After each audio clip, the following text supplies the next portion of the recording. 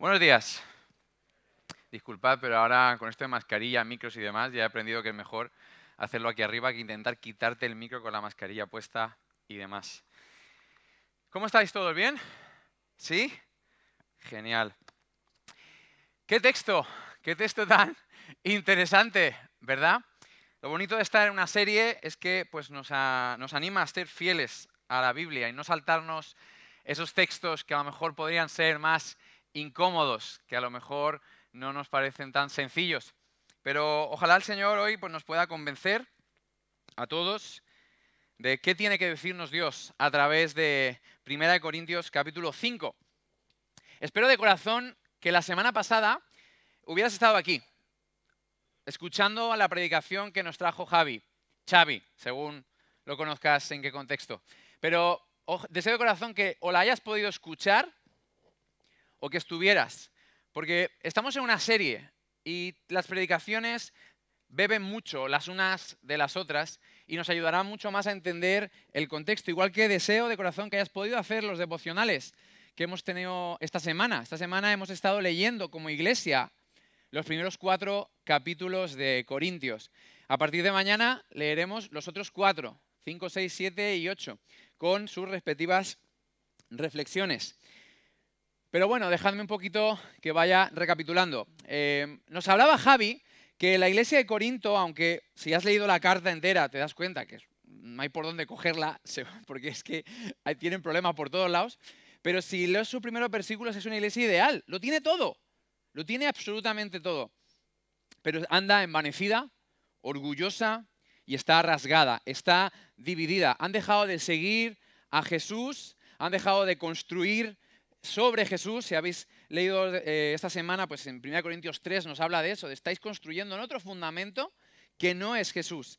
Y eso está haciendo que vayan dispersos, que hayan perdido su visión, que tengan puestos los ojos donde no tienen que tenerlo, y entonces se les empiezan a escapar cosas importantes. Así que la predicación de hoy, y probablemente en las que vienen, no nos podemos olvidar de esta base. La iglesia de Corintios está fragmentada, está desenfocada, está envanecida en su orgullo, y eso provoca desajustes importantes. Te animo a que puedas tener la Biblia abierta en 1 Corintios 5, no nos vamos a mover prácticamente de ahí.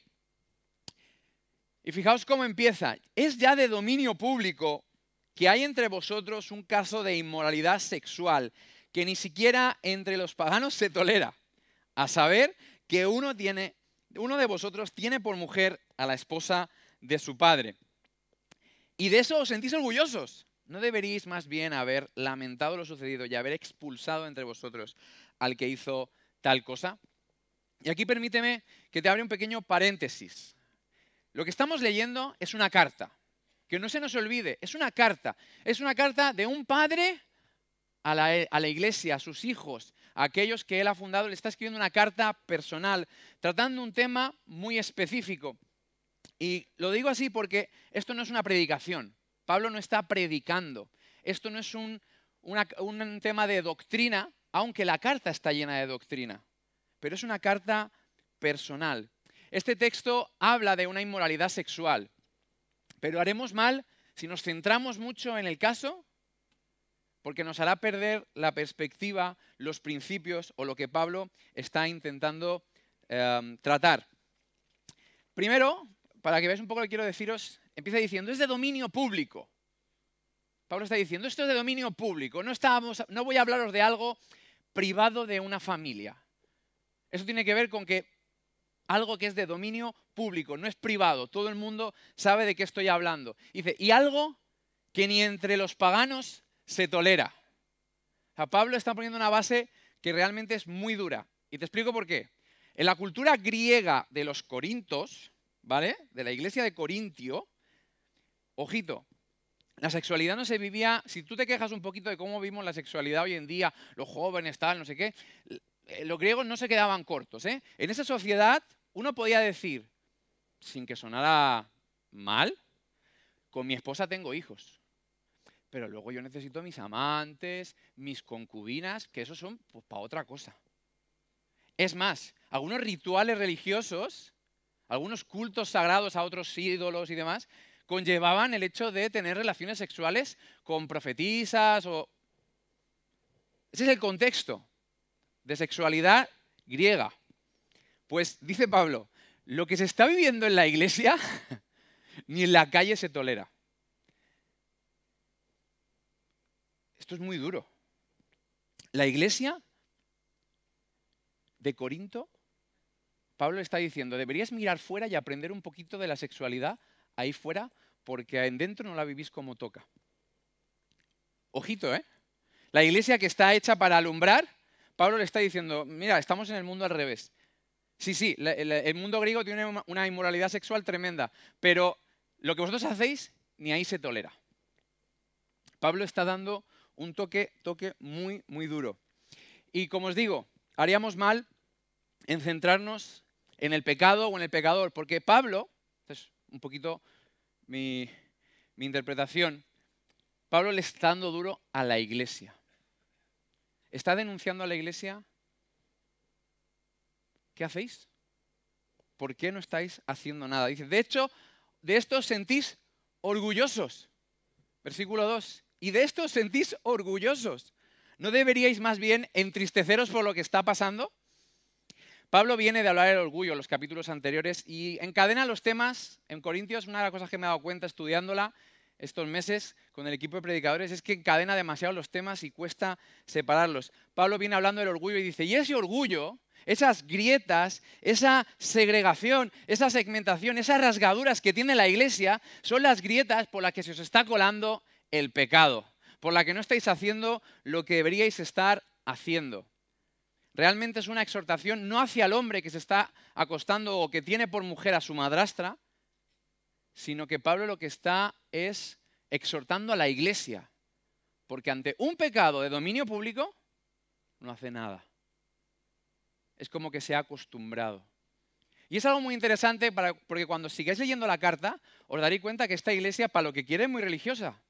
Y Pablo tendrá que atender asuntos de la cena del Señor, de esperar los unos a los otros, de que si es pecado o no es pecado comer la carne sacrificada a los ídolos, de que si es pecado o no es pecado acostarte con tu mujer, si me puedo casar o no me puedo casar. Eso sí, para estas cosas así para los grises del Evangelio, discutiendo.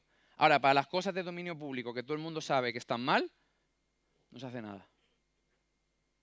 Y esa es la exhortación que yo veo en Pablo. Me suena mucho a esas palabras de Jesús que les decía a los fariseos, Mateo 23, 24, coláis el mosquito y os coméis el camello. Vais hacia los grises, pero no tratáis lo que tenéis que tratar. Por eso digo que, si me lo permitís, voy a abstraerme del pecado de esa persona, pero reflexionemos acerca de la responsabilidad de la iglesia y cómo no está haciendo nada. De ahí llegué a la conclusión, y este es el tema de la predicación de hoy. La santidad es cosa de todos. Tu santidad es mi responsabilidad. Te lo repito, la santidad es cosa de todos. Tu santidad es mi responsabilidad. Y vamos a ver cómo Pablo propone que se debería actuar ante estas situaciones. Dice, yo por mi parte, aunque no estoy físicamente entre vosotros, sí estoy presente en espíritu, y ya he juzgado, este versículo 3, como si estuviera presente al que cometió este pecado. Cuando os reunáis en el nombre de nuestro Señor Jesús y con su poder, y yo os acompaño en espíritu, entregad a este hombre a Satanás para destrucción de su naturaleza pecaminosa, a fin de que su espíritu sea salvo en el día del Señor. Pablo usa unas palabras muy duras, pero dice, cuando reunáis en el nombre de Jesús y con su poder. Y cuando yo pienso en esto, lo primero que siento es miedo. Honestamente, yo lo comparto con vosotros. Esto me da miedo. ¿Cuántas cosas hemos hecho en el nombre de Jesús que no tenían que ver con Jesús? Tanto históricamente como iglesia, ¿no? Esas cruzadas santas que se hacían en el nombre de Jesús, hacia mis cruzadas santas de Josué en Fedaque, que hago en el nombre de Jesús y luego con el tiempo veo que había más de Josué que de Jesús. Yo mismo os digo, honestamente, cada uno tenéis que mirar un poco por qué el Señor os dice esto. Pero yo incluso miro, ¿no? Enseñanzas mías de hace unos años, de hace 5, 6, 7, 8, 10 años, que yo con cariño pensaba que esto era el nombre de Jesús y que ahora digo, bueno, mi intención estaba, pero veo mucho de Josué, poco de Jesús. En el nombre de Jesús y con su poder. Porque no podemos atacar el versículo 5, entregad a este hombre a Satanás, sin entender la base, en el nombre de Jesús y con su poder. ¿Cuál es el poder que Jesús nos ha dado? Sé que a Monse no le gusta que yo le mencione desde aquí. No le gusta, pero tengo que hacer Monse. Usted que hace Monse. Porque estamos trabajando juntos en el presbiterio y está siendo para mí un placer trabajar con Monse. Estoy aprendiendo un mogollón de cosas de él. Me he criado con él, me he criado en su casa, me he criado con sus hijos, pero ahora trabajar con él codo con codo para mí está siendo muy enriquecedor. Y una de las frases que me ha dicho en los últimos meses, da igual el contexto, pero me dijo esta frase y la tengo apuntada en el corcho de mi habitación, porque realmente me tocó mucho. Me dijo, Josu, el poder y la autoridad que nos ha dado Jesús es para sanar heridas y lavar los pies. Fue algo que me compartió Monse y que yo pues estoy guardando en mi corazón y comparto con vosotros. Y cuando yo pensaba, ¿cuál es el poder que me ha dado Jesús? Jesús dio el poder para sanar heridas, para lavar los pies. Jesús, si te vas a Juan 13, asumiendo que era hijo de Dios, que tenía la autoridad de Dios, que tenía el llamado de Dios, que venía de Dios y a Dios iba, lo siguiente que hizo fue quitarse el manto, arrodillarse y lavar los pies de sus discípulos. Ese es el poder que nos ha dado Jesús. Con ese poder tenemos que actuar. No con el poder motivado por la venganza, por la ira o por el castigo, sino por el poder de lavar heridas, de lavar los pies. Hacer las cosas en el nombre de Jesús es hacer las cosas como si el mismo Jesús las estuviera haciendo. En el nombre de Jesús no es unas palabras mágicas para decir después de una oración, sino es una actitud. Nosotros actuamos en el nombre de Jesús, hacemos las cosas como Jesús las haría. Jesús era amable con el pecador, duro con el religioso. Con quien fue más duro fue con los religiosos. Con el pecador era amable, pero no con su pecado. Podría nombraros tantas historias que nos desviaríamos del tema. Él estaba lleno de gracia, pero de verdad, porque si no, podemos abusar de una de las dos cosas. Un ejemplo, a lo mejor uno clarito, ¿no? Para que os quede ahí. Jesús es el mismo, nos decía Pepe hace unas semanas, que se acerca a Pedro, su discípulo, después de que le ha fallado, después de que le ha negado, después de que le ha traicionado. Jesús es el mismo que se acerca y con cariño le dice, Pedro, ¿me amas? Es como una manera de sanar la herida de Pedro. Pero ese Jesús es el mismo que cuando Pedro se está equivocando le dice, apártate de mí, Satanás. Es el mismo que cuando le tiene que decir a Pedro las cosas por su nombre, se las dice, pero cuando le tiene que decir, me amas, también lo hace. Haced las cosas en el nombre de Jesús. Os recomiendo que busquéis una predicación en YouTube, en nuestro canal de YouTube, que se llama Y Jesús dijo Iglesia, ¿verdad, Óscar? La primera parte, creo. Bueno, si no, veis las dos que también van bien. Pero una de las dos, Jesús nos dejó un modelo, el cual no voy a reflexionar porque la predicación está ahí, de qué hacer, cómo tratar, cómo exhortarnos los unos a los otros. Y no podemos obviar que Jesús, la dos, ¿verdad? Pues la podéis buscar en YouTube, os la recomiendo, realmente es una base muy interesante y no voy a predicar de eso, pero dice, si tu hermano peca contra ti, y a partir de ahí empieza a decir, acércate en privado, trae a otro testigo, si no te hace caso, llévalo a la iglesia, y si no te hace caso, o sea, cuando ya has agotado todas las vías, cuando ya no te quedan más caminos, cuando has hecho todo lo posible por tu hermano, dice, tenlo como gentil o publicano. ¿Y qué hacía Jesús con los gentiles y los publicanos? Comía con ellos. Los amaba. Tenlo como gentil o publicano no es como un castigo. ¡Hala! ¡Renegado! ¡Ah! Te rasgamos las vestiduras. Fuera de la iglesia. No era un castigo. No era, tenlo como un gentil. Es, bueno, tú creías que era tu hermano, pero resulta que no. Así que lo que no te toca a ti lavarle los pies, porque este proceso, el que nos está diciendo Jesús, no tiene sentido para alguien que no es tu hermano. Por tanto, es un gentil, es un publicano. Tienes que amarle, pero de otra manera. No aplaudirle su pecado, pero no se trata de castigarlo. Jesús nos está relatando una historia que empieza con lo que parece un hermano y acaba siendo alguien que no es de la familia. Así es como hacía las cosas Jesús. Ese es el plan que les puso. Y con eso en nuestra mente, volvamos a leer 1 Corintios 5, versículo 5. En el nombre de Jesús y con su poder, entregad a este hombre a Satanás. Para destrucción de su naturaleza pecaminosa. ¿A fin de qué? De que su espíritu sea salvo en el día del Señor. En el nombre de Jesús y con su poder, soltad a este hermano. Entregadlo, es soltadlo. No es no lo retengáis, sino soltadlo. No es cosa vuestra. Si no os ha hecho caso, si estás acercado, si quiere persistir en su actitud, suéltalo. En el nombre de Jesús. Ya no tiene que ver contigo. No puedes apoyar a tu hermano con su pecado. Sí debemos apoyarnos contra nuestro pecado. Si tú estás luchando con un pecado, si tú estás cayendo, yo tengo la obligación de ayudarte y poner mi hombro a tu lado para ayudarte contra tus debilidades. Pero si tú no estás luchando, en vano te estoy ayudando. ¿Me entiendes? Yo tengo que ayudarte, pero a luchar. No tengo que apoyar tu pecado. Pero la exhortación tiene como fin salvar a mi hermano. Entrégalo, pero no como un castigo. No como un, pues te mandamos a Satanás. No. Lo que quiero, te suelto.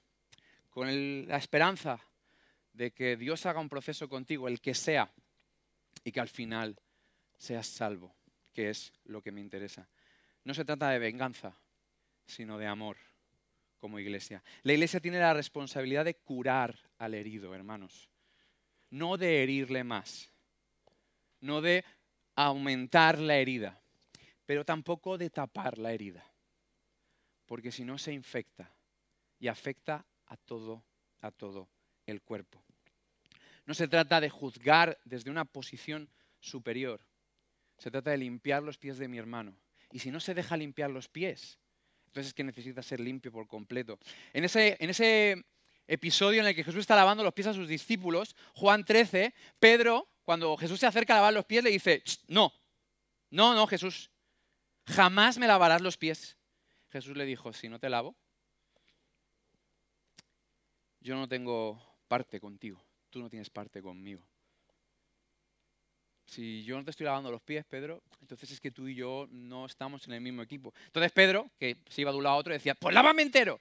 No, Pedro, no es necesario lavarte entero, ya estás limpio. Necesitas solo que yo te lave los pies. Aunque aquí no todos estáis limpios. Jesús nos está enseñando eso. No tiene sentido que yo le lave los pies en este sentido a alguien que aún no ha nacido de nuevo, a alguien que Dios no le ha lavado de arriba abajo. Entonces en ese caso es Jesús el que tiene que lavarlo de arriba abajo. Pero lo que sí tiene sentido es que yo te lave los pies. Y si tú no te dejas, si yo he agotado todas mis vías, lo único que yo puedo hacer es en el nombre de Jesús, con su poder, soltarte. Soltarte y cambiar mi enfoque. Creo, y os animo a reflexionar si tiene sentido para vosotros, que entregadlo a Satanás no es una expresión de castigo, sino un cambio de enfoque. Un cambio de enfoque. Ya no es un hermano al que cuidar, es un creyente, un no creyente al que alcanzar. No es un hermano al que cuidar. Quizás es que es un no creyente que debemos alcanzar. No se trata de castigarnos. Así que, unas aplicaciones con esto. ¿Por qué Dios te está diciendo esto? Te lo pregunto. Yo como liderazgo de la iglesia, pues estoy intentando masticar lo que significa para mí, pero mastica lo que significa para ti. Cuando ves el pecado de tu hermano, ¿Qué haces? Es una pregunta retórica, reflexiónalo. ¿Qué haces cuando tu hermano, cuando ves que peca, cuando es de dominio público, ¿eh?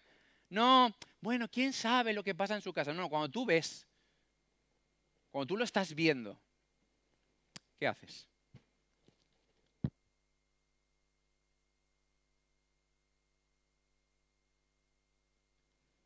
¿Vas? Entonces, si estás yendo, te pregunto, ¿vas en el nombre de Jesús? ¿Vas con su poder? ¿Cuáles son tus motivaciones? ¿Castigar a tu hermano o lavarle los pies? Pero muchas veces no vamos.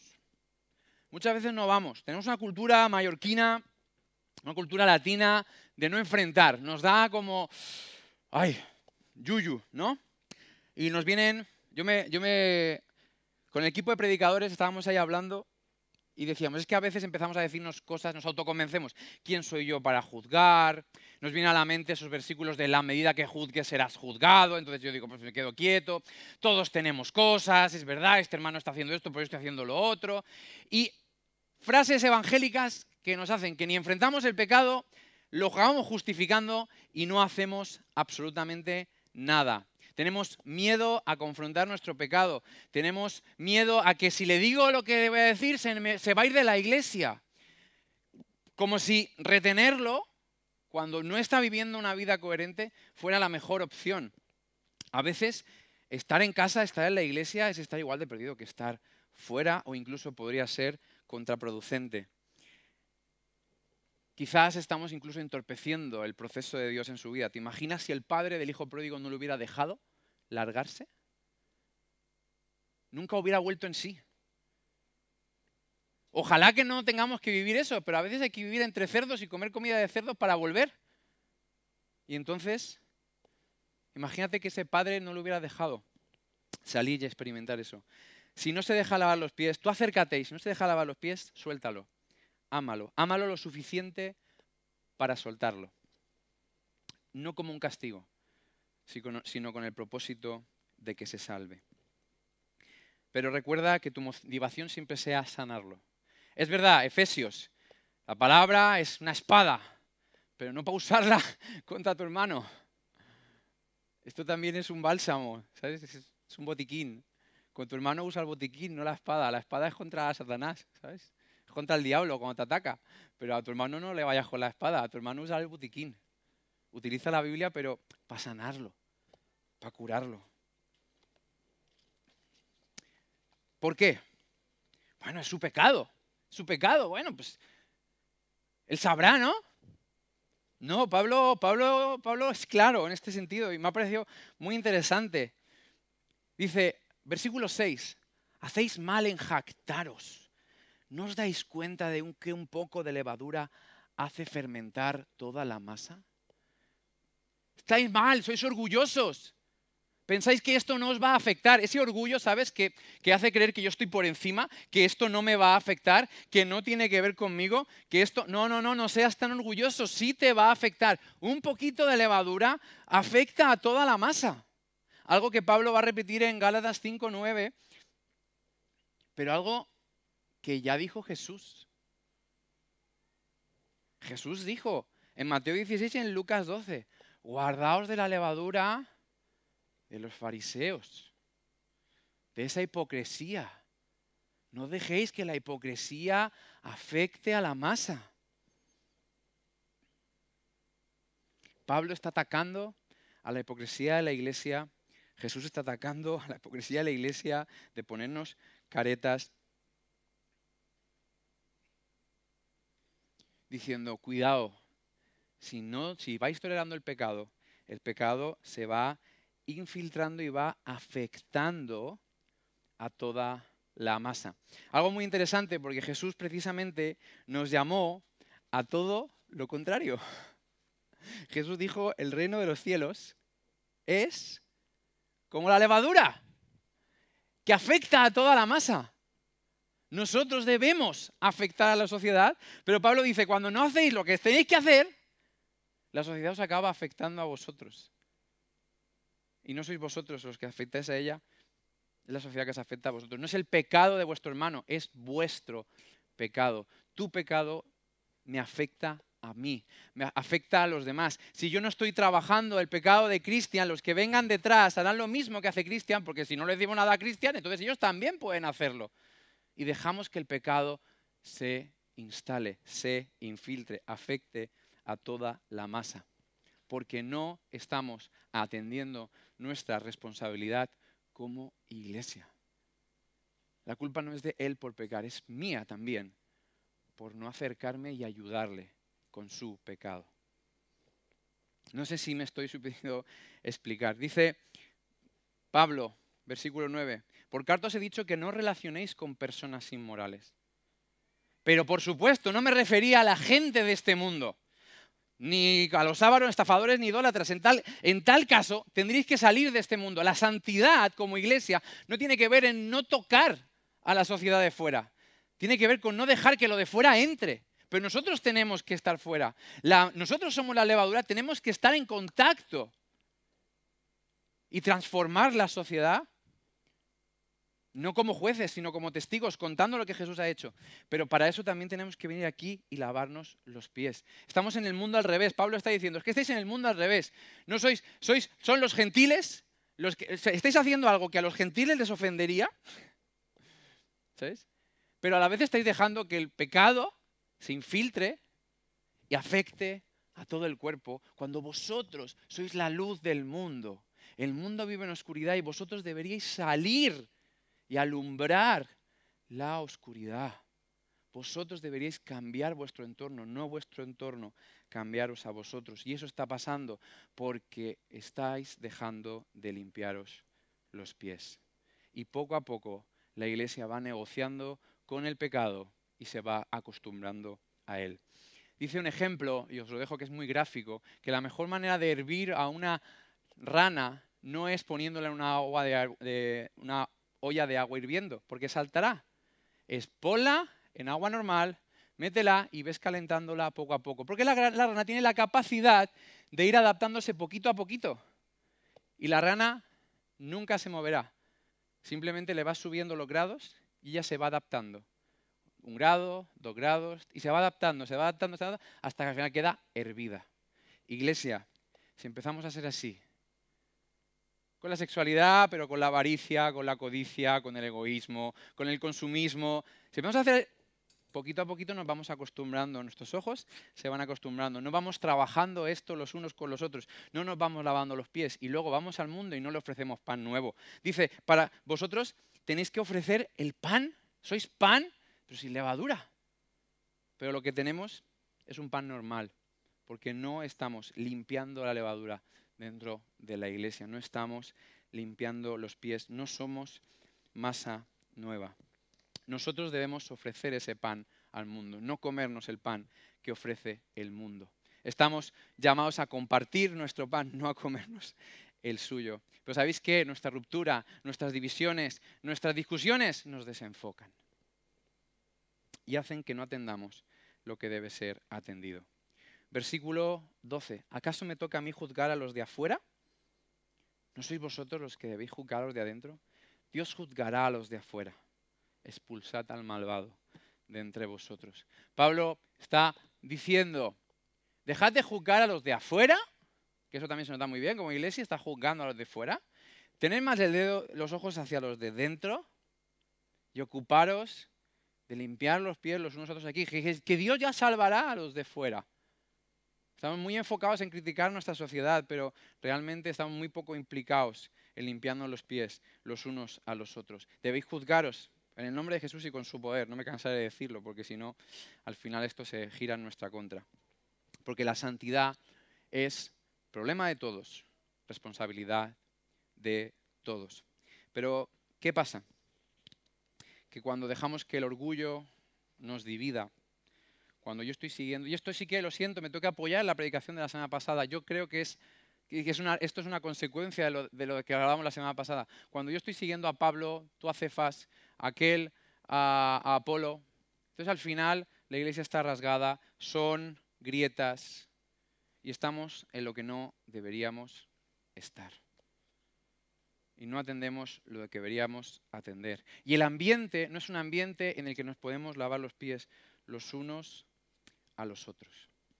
Y al final acabamos como la iglesia de Corinto, discutiendo sobre si se puede comer esto o no se puede comer esto, de cómo hacer esto o de cómo hacer lo otro, en vez de estar centrados en lavarnos los pies los unos a los otros. Como os decía, la levadura está entrando en la iglesia. Egoísmo, avaricia, gula, egoísmo, agendas sobresaturadas, televisión todo el día encendida, no sé, tú puedes poner la lista, el culto al cuerpo, incluso la levadura del posmodernismo que dice, oye, cada uno que haga bien lo que él quiera. Que esto es muy de ahora. Cada uno puede creer yo no me meto con lo que tú crees, tú no te metes con lo que yo creo. Eso también es cultura posmodernismo. Todo esto se ha colado y se ha instaurado. Y no vivimos la cultura del reino que dice, no, no, no. Tienes una responsabilidad hacia tu hermano. Tienes que lavar los pies. Entendemos la santidad como no estar en contacto con el mundo, pero yo no entiendo la santidad como no estar en contacto con el mundo, según lo que leo en Corintios. Dice, no, no, no se trata de que os vayáis del mundo, se trata de que no dejáis de que el mundo entre. Pero vosotros tenéis que estar en contacto con el mundo. Nuestro llamado es a contaminar el mundo nosotros, pero con el amor de Jesús, con la verdad de Jesús, con su sinceridad. No vernos afectados con la malicia y la maldad que el mundo tiene. Tenemos algo muy valioso que ofrecer, iglesia. Algo tremendamente valioso que ofrecer, que es a Jesús. Pero nuestro pan está infectado, porque estamos discutiendo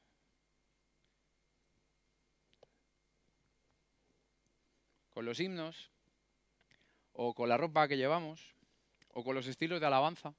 Llevo toda la vida en esta iglesia y siempre encontramos un motivo para estar divididos.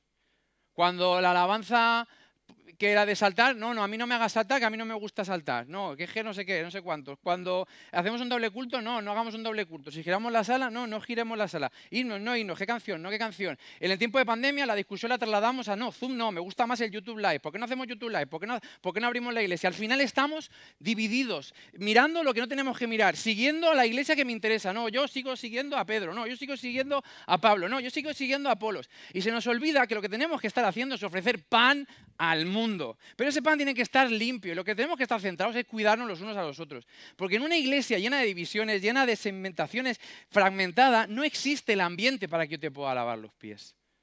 Ese es el problema. No estamos siguiendo a Jesús al 100%, entendedme, no vivimos en blancos y negros. Pero el ambiente no nos ayuda a limpiarnos los pies.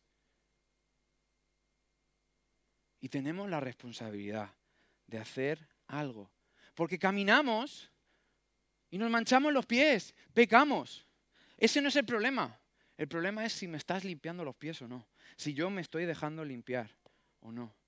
Porque es la única manera de que luego volveré a poder salir al mundo limpio y ofrecer un pan que realmente llene el hambre de este mundo. La santidad no es una cosa tuya solo, hermano. Tu santidad es mi responsabilidad. Y necesitamos dejar nuestro orgullo a un lado. Necesitamos dejar... Decía Javi la semana pasada, conflictos vienen cuando preferimos tener la razón a mantener la relación. Pues dejemos nuestro orgullo.